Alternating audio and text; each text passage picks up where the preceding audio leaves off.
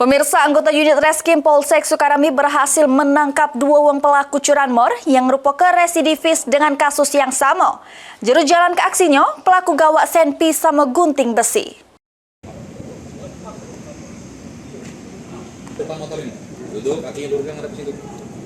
Inilah dia pelaku curanmor yang ketangkap anggota unit Reskrim Polsek Sukarami sesudah beraksi di 5 TKP. Kedua pelaku ialah Feriansyah sama Zuwendi yang merupakan residivis kasus yang sama.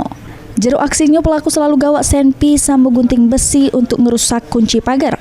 Modusnya tidak gunakan kunci letter T, namun dengan cara mata ke stang motor. Kemudian sebelum beraksi pelaku selalu mantau terlebih dahulu lokasi yang dijadi kesasaran.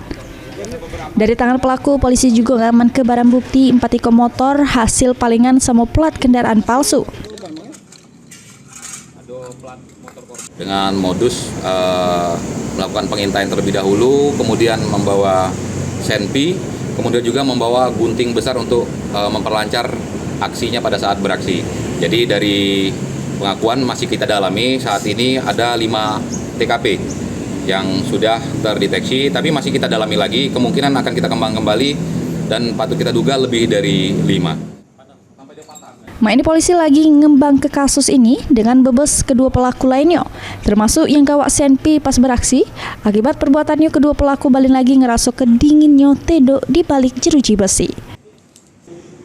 Mulyadi, PAL TV.